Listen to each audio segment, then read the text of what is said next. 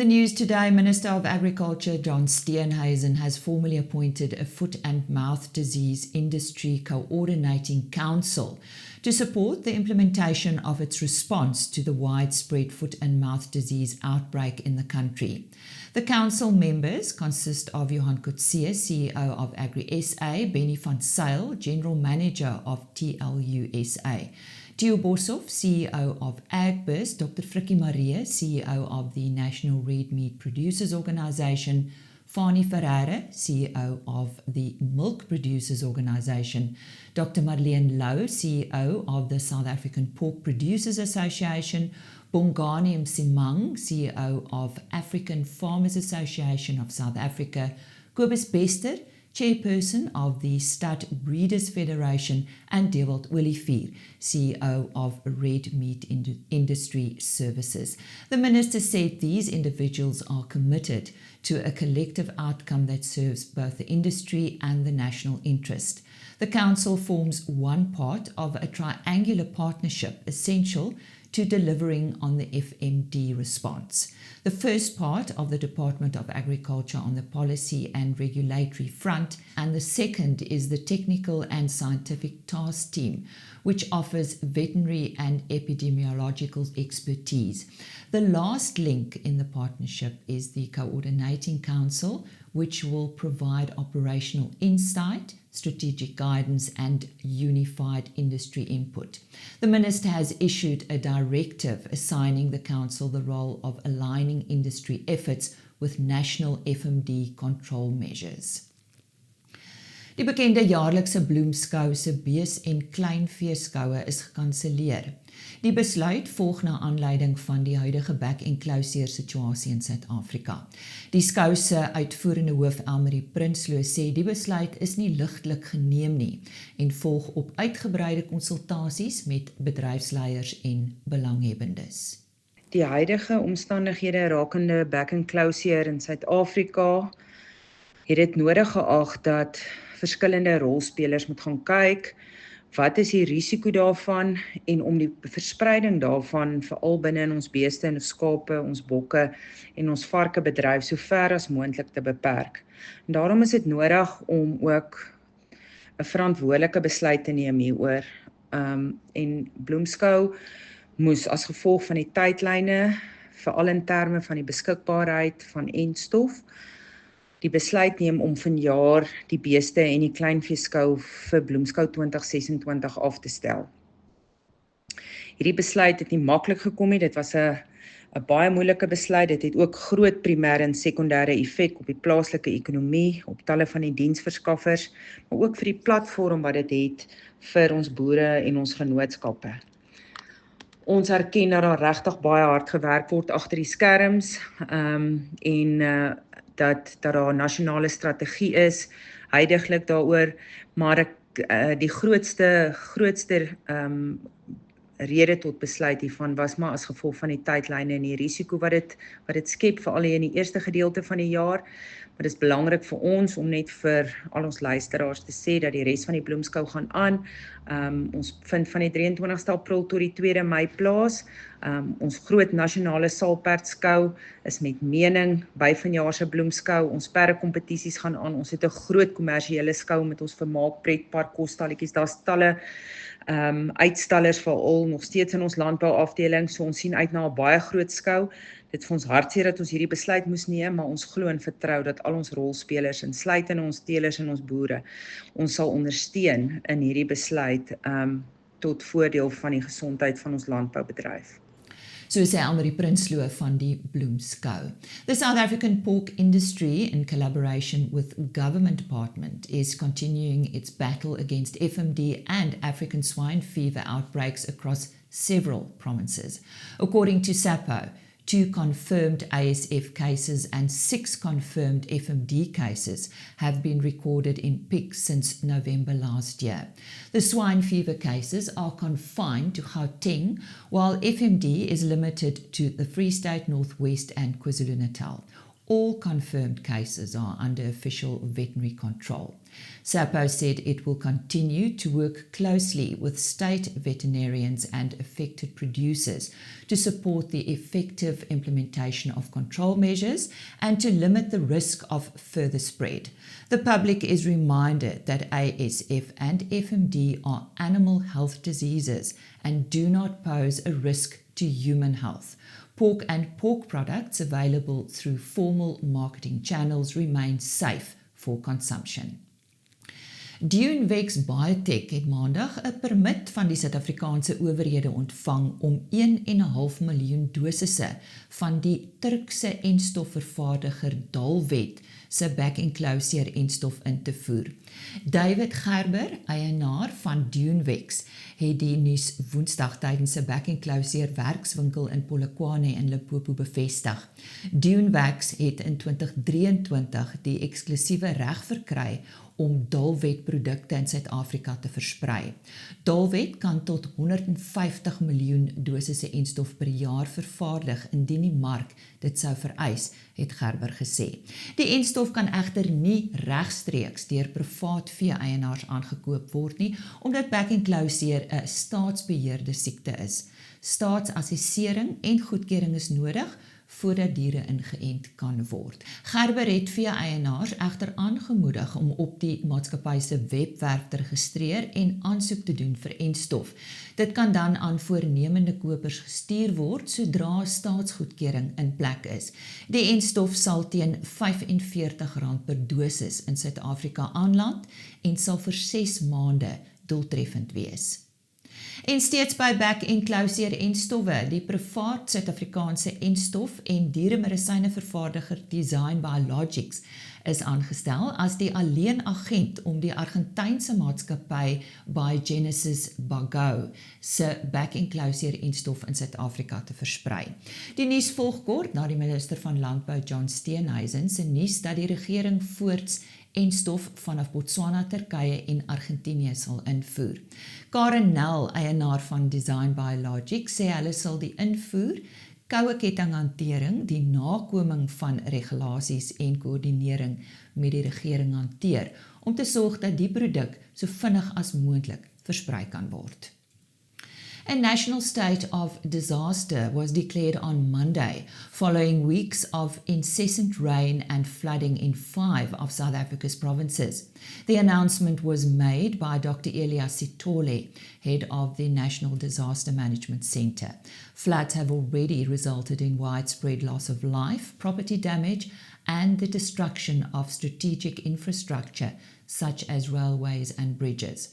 The provinces affected by the announcement include Limpopo, Mpumalanga, KwaZulu-Natal, the Eastern Cape, and Northwest. The announcement allows for the faster release of resources and funding to the affected provinces. Die Ekurhuleni Metropolitaanse Munisipaliteit het sy planne om grond in Boksburg te onteien laat vaar. Dit volg nadat 'n omgewingsassessering van die eiendom Driefontein getoon het dat die 34 hektaar grond nie geskik is vir behuisingsontwikkeling soos deur die munisipaliteit beoog nie.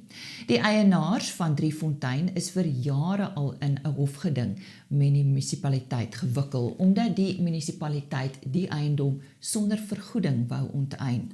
Landbouers het groot belangstelling in die saak getoon, aangesien talle bekommerd is oor die onteieningswet en landbougrond. Annelies Crosby, hoof van regsintelligensie by Agbiz, waarsku dat die Boksburg munisipaliteit se besluit nie noodwendig die einde van die hofsaak beteken nie. Soos wat ek verstaan, probeer die munisipaliteit nou hulle eie oorspronklike besluit om te onteien tot niet maak of dan op hersiening laat neem deur die hof, wat 'n redelike vreemde ding is om te doen. Hierdie saak was aanhangig gemaak deur die eienaars om vergoeding te probeer kry vir die grond wat reeds onteien is en dit het nou nog nie gebeur nie. So ek dink nie hierdie is noodwendig die einde van die saak nie. Maar ek vermoed die munisipaliteit het tot die besef gekom dat hulle 'n redelike swak saak het.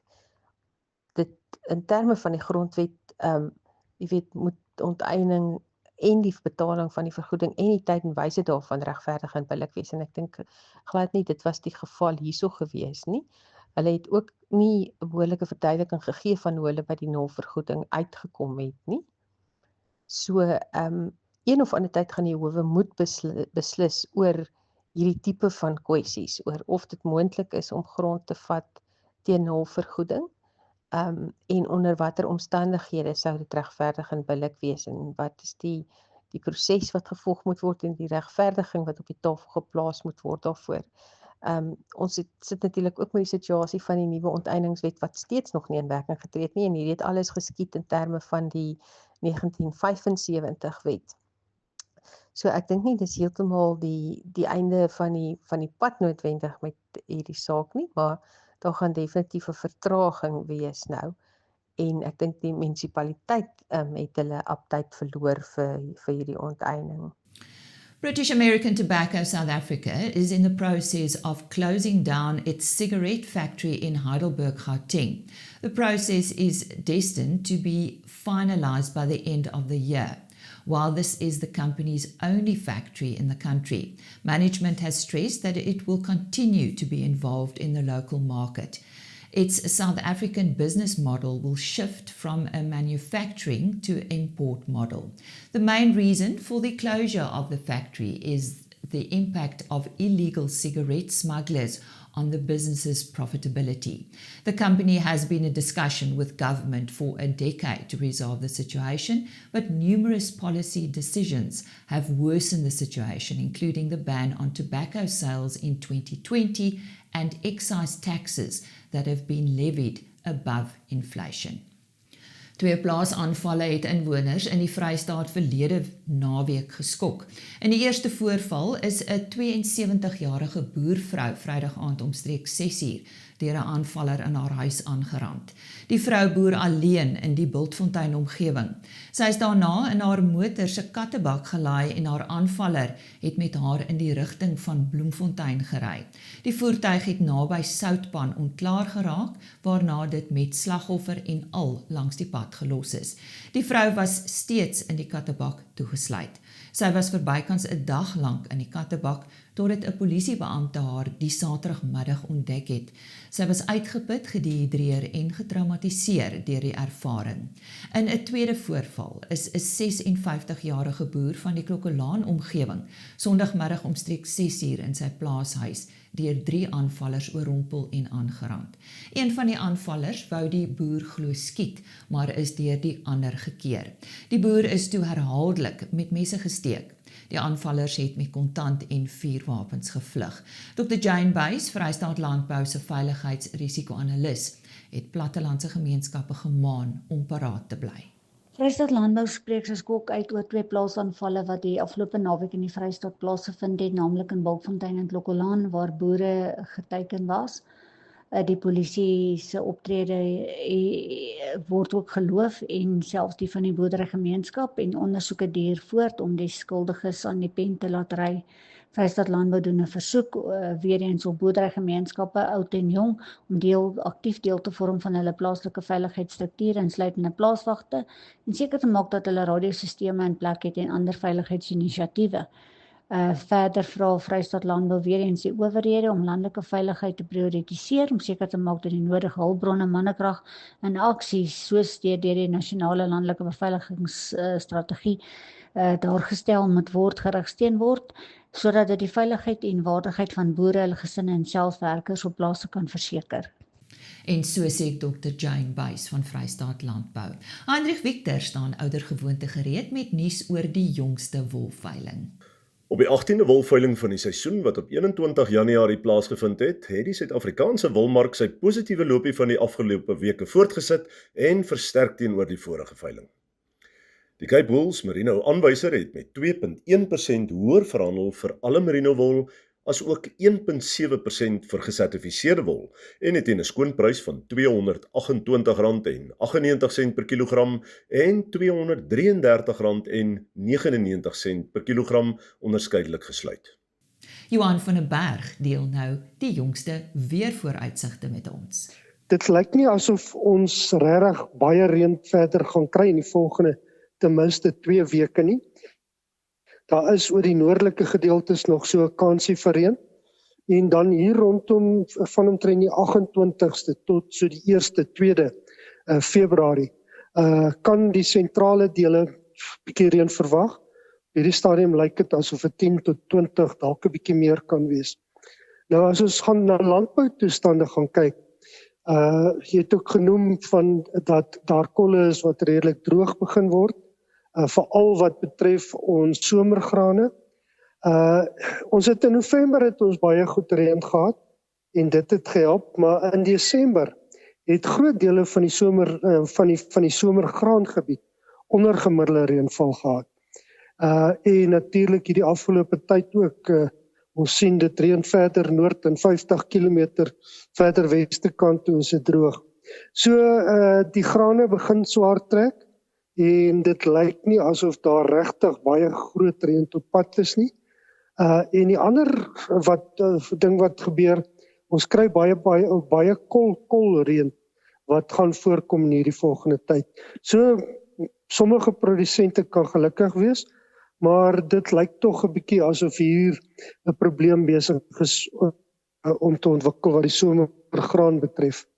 Johan van den Berg met ons weervooruitsigte tot volgende week dan. Johnson Rethread will repair your trusted Johnson workwear gear at no cost. Restored for our planet.